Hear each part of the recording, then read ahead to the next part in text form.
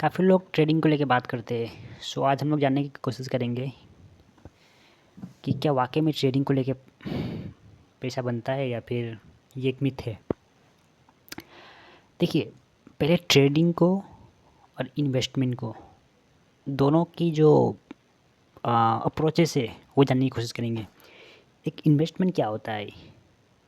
That is asset, जहाँ पे आप इन्वेस्ट करते हो, जो आप खरीदने के बाद यू ओन इट, राइट। आपने किसी कंपनी के शेयर्स खरीदे तो अभी आप उनके उस कंपनी के शेयर होल्डर हो गए हो, and that is investment. And इसमें वन टाइम इन्वेस्टमेंट होता है, या फिर आप इन फ्यूचर्स और भी अगर डिस्काउंट पे मिले तो और भी खरीद सकते हैं, बट ये लॉन्ग टर्म होराइजन के पर्सपेक्टिव से होता है। एंड जो ट्रेडिंग होता है वो मंथली एक्सपायरी के बेसिस पे होता है, या फिर वीकली एक्सपायरी के बेसिस पे होता है, या फिर डे के बेसिस पे होता है, डे ट्रेडिंग जिसे बोलते हैं। ट्रेडिंग तो कई सारे होते हैं, स्कल्पिंग ट्रेडिंग होती है, वीकली होते हैं, स्विंग ट्रेडिंग भी होते हैं बेसिकली। सो ट्रेडिंग लोगों को क्यों करनी है? क्योंकि उन्हें डे बाय डे पैसा चाहिए।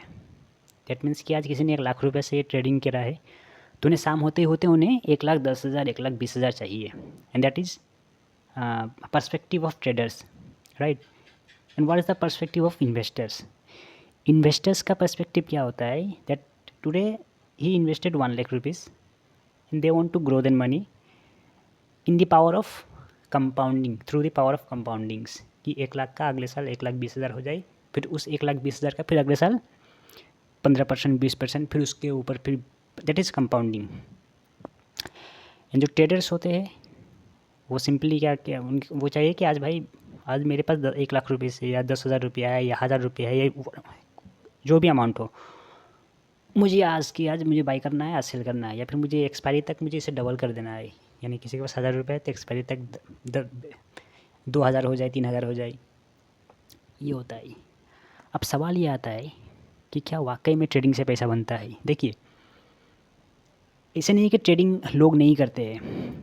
हेज फंड का काम ट्रेड करना ही होता है, जो मेन काम जो होता है। हालांकि वो और भी कई सारे काम करते हैं, बट उनका मेजर जो बैलेंस होते हैं वो दे आर डूइंग ट्रेडिंग। अब ट्रेडिंग के पास समझते हैं, क्योंकि ट्रेड तो ये बहुत सारा है। अगर हम वर्ल्ड्स की अगर टॉप हेज फंड की बात करें, जो बेसिकली फ्यूचर एंड ऑप्शंस करते हैं, यानी कि एक्सपायरी में बाई या सेल्स करते हैं, दैट मीन्स कि ट्रेडिंग का एक और फ़ायदा क्या है कि वो लेवरेज में मिलता है। यानी कि किसी के पास 1,00,000 रुपये है तो वो 5,00,000 तक का बाई कर सकता है। दैट इज़ लिवरेज, लिवरेज बोला जाता है इन्हें। मार्जिन भी बोल सकते हैं कि किसी के पास 1,00,000 है तो वो 5,00,000 तक का 5,00,000 तक का वो सामान मतलब शेयर्स खरीद सकता है। तो लॉस भी इसी हिसाब से होगा एंड प्रॉफिट भी इसी हिसाब से होता है। तो अब बात करते हैं हेज फंड की बात करते हैं, क्योंकि हेज फंड तो एक कंपनी है ना, वहाँ पे तो टॉप हाईली MBA क्वालिफाइड लोग काम करते हैं, जो एक्सपीरियंस भी होते हैं, जिन्हें इकोनॉमिक्स की अच्छी समझ होती है, जिनके पास बैलेंस शीट्स वगैरह या फिर कंपनी के पूरे स्ट्रक्चर को पूरा अच्छी तरह से समझने में मदद करता है। ग्लोबल वो समझते हैं, पूरा ग्लोबल पर्सपेक्टिव समझते हैं कि बाज़ार में क्या चल रहा है, कौन सी सेक्टर्स बूम करेगा, कौन सी सेक्टर्स बियरिश है, कौन सी बुलिश है। उन लोगों के पास एक अच्छी पकड़ होती है, प्लस दे हैव एक्सपीरियंस। वो कोई बैंक्स में काम किया हुआ लोग रहता है, वो बड़े बड़े अकाउंटेंट सब हो सकते हैं जिनके पास अच्छी नॉलेज है, वो हेज फंड में काम करते हैं। कई लोगों की टीम होती है हेज फंड। सो बेसिकली अगर हेज फंड की अगर हम पकड़े तो हेज फंड का भी जो एनुअल रिटर्न होता है वो 10%, 12%, 15% इसी बेसिस पे होता है। हेज फंड का बात करें, अब जैसे कि हम ट्रू नॉर्थ, जो इंडिया का हेज फंड है, एवेंटस कैपिटल इंडिया का हेज फंड्स कंपनी है, जिनका सालाना रिटर्न वही 12%, 15% ही होता है। वर्ल्ड्स की भी अगर हम बात कर ले तो वर्ल्ड्स की भी ब्रिज वाटर एसोसिएट हो गया, या फिर मिलेनियम मैनेजमेंट, ये भी वर्ल्ड्स का हेज फंड है। तो इन लोगों का भी एनुअल रिटर्न 12%, 15% का ही रहता है। अब ये तो हो गया ट्रेडिंग के बाद। अब इन्वेस्टमेंट की बात कर ले तो जैसे कि आप पता है वॉरेन बफे, बेंजामिन ग्राहम, और इंडिया के झुनझुनवाला, लेट झुनझुनवाला, विजय केडिया, और ये बहुत सारे हैं, रामदेव अग्रवाल हो गए। इन लोगों का भी सालाना वही है 20%, 22% एनुअल रिटर्न। बेंजामिन ग्राहम का 25%, 28%। 28% कुछ लोगों का था, 28% कुछ लोगों का था जो KYC करना भूल गए थे, जिन्होंने एक SIP के थ्रू से इन्वेस्ट करा था। अब जरा ये देखिए ट्रेडिंग होता क्या है, जिसमें आप एक कंप्यूटर के सामने सारा दिन बैठ के काम करना है। उसमें दिन में 10 ट्रेड लेना है, दिन में 12 ट्रेड लेना है। इस पर आप काम करके, सारा दिन काम करके, आप समझ रहे हो, सारा दिन स्कैनर बैठ के स्टॉप लॉस यूज़ कर रहे हो, टारगेट प्राइस यूज़ कर रहे हो, आप रिस्क ले रहे हो, और क्योंकि लेवरेज में खेल रहे हो आप, आपके पास है 10,000 लेकिन आप 50,000 में खेल रहे हो। सो कितना रिस्क है यहाँ पे कि लॉस ही 50,000 के हिसाब से होगा। यानी कि किसी के पास अगर मान लीजिए 20,000 है, तब तो वो 1 लाख का ट्रेड कर रहा है। 1 लाख का ट्रेड कर रहा है, इसका मतलब ये हुआ कि अगर 10% का लॉस हो गया, 10% का बात कर रहा हूँ मैं, क्योंकि चार्ट, ये जो लोग बोलते हैं ना चार्ट पैटर्न की बात करते हैं, जो कैंडलस्टिक पैटर्न सबका जो बात कर रहा है, ये कुछ नहीं होता है रियल में। इनका मतलब काम करता है, ऐसा नहीं है कि नहीं कर सकता है, बट इनका कोई गारंटी नहीं होता है। काम तो करता है ये, मैं ये नहीं बोलूँगा कि काम नहीं करता, क्योंकि जाहिर सी बात है ट्रेडिंग के ऊपर कई सारी किताब लिखी गई है। कैंडलस्टिक्स के पैटर्न, कैंडलस्टिक पैटर्न के बारे में कई सारी किताब लिखा गया है, तो ये एक्सपीरियंस के बेस पे ही लिखा गया है। मैं ये नहीं बोल रहा हूँ कि ये गलत है, बट बाज़ार में कब क्या, क्योंकि चार्ट बाय और सेल के हिसाब से बनता है। कैंडल स्टिक जो है वो बाय और सेल के हिसाब से बनता है। अगले 30 सेकंड में मार्केट में ज़्यादा वॉल्यूम का सेल आ गया तो ये क्या बोलोगे आप? चार्ट पैटर्न तो अप ट्रेंड में था ना, अप ट्रेंड में था, इसका मतलब तो ये हुआ कि मार्केट ऊपर ऊपर जा रहा है, बट उसी बीच किसी ने अगर काफ़ी ज़्यादा क्वांटिटी में अगर सेल कर दिया, तब तो वो ट्रेंड चेंज हो जाएगा, वो नीचे की ओर चला जाएगा। क्योंकि वहाँ पे क्या कर रहा है, सेलर हावी हो रहा है। सेलर क्या कर रहा है, वो माल काट रहा है, वो बेच रहा है माल। अब नीचे बायर है नहीं, तो नीचे चला जाएगा। तो मोस्ट ऑफ द टाइम या definitely chart patterns, candlestick pattern काम करता है।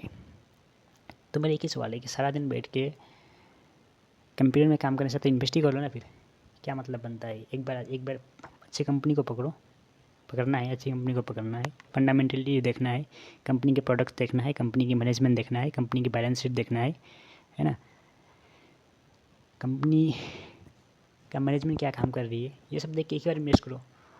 क्योंकि लॉन्ग रन में, शॉर्ट टर्म में हो सकता है ट्रेडर्स अच्छा करे, इन्वेस्टर साथ ख़राब करे। शॉर्ट टर्म में 6 महीना, 1 साल, 3 महीना, 4 महीना, शॉर्ट टर्म में ट्रेडर मार रहा है पूरा और इन्वेस्टर कुछ भी नहीं कमा रहा है। But in the long run, I am talking about more than 5 years, it could be 10 years, 15 years, 20 years. अगर एक शानदार ट्रेडर और एक शानदार इन्वेस्टर हुआ ना, तो लगभग 2-4% का ऊपर नीचे हो सकता है। तो मैं बोला इतना एफर्ट्स डालने का क्या मतलब। अगर अच्छी कंपनी को एक वन टाइम अगर इन्वेस्टमेंट करता है कोई, अच्छी कंपनी को पकड़ के, तो रोज़ कंप्यूटर में बैठने का, फिर रोज़ 10 दिन में 10 ट्रेड, 12 ट्रेड लेने का कोई मतलब ही नहीं बनता है। सो अगर प्रोफेशनली अगर कोई कर रहा है ये काम, अगर पूरे तरह से सीख के टाइम दे के, देखिए टाइम का भी इन्वेस्ट करना पड़ता है ट्रेडिंग में, एंड पैसे का भी इन्वेस्ट करना पड़ता है ट्रेडिंग में, and you have to learn. ठीक है। सो लोगों को लगता है कि भाई आज एक ट्रेड मारा, 1,000 में 2,000 हो गया, बिना सीखे, बिना टाइम दिए, बिना समझे। कई साल तक लोगों को पढ़ाई करने में, कई साल लोगों की पढ़ाई करने में ही चला जाते हैं, जस्ट बिकॉज कि they need a job, good job. अगर सिंपल टर्म में बोले तो किसी को टीचर बनना है, तो किसी को डॉक्टर बनना है, तो उन्हें 20 साल 25 साल देना पड़ता है। बट लोगों के स्टॉक मार्केट में एक दिन में पैसा चाहिए। तो जिन्हें एक दिन में पैसा चाहिए ना, वो एक दिन में सारा पैसा बर्बाद कर देता है, क्योंकि उन लोगों के पास नॉलेज होता नहीं। पॉइंट नंबर 1, आप ट्रेडिंग कर रहे हो, इसका ये मतलब है कि आप उन लोगों से कम्पीट कर रहे हो जो हाईली क्वालिफाइड है, जो हेज फंड सब में काम कर रहा है। सो मैं ये नहीं बोलता, अब डाटे के हिसाब से देखिए, मैं ये कुछ मतलब जो डाटा में है मैं वही बोल रहा हूँ कि बड़े बड़े हेज फंड्स का डाटा यही निकल के आता है 12%, 15%। इसका मतलब क्या हुआ कि कोई 1 लाख से अगर ट्रेड कर रहा है, तो साल का 12-15 हज़ार रुपया कमाएगा, सिंपल टर्म में बोले तो। यानी कि सारा दिन बैठे, सारा दिन काम करे, वहीं पे एक इन्वेस्टर सिर्फ एक बार डाल के साल का 15-20 हज़ार कमाएगा। अब खुद सोच के देखिए कौन सा बेहतर है।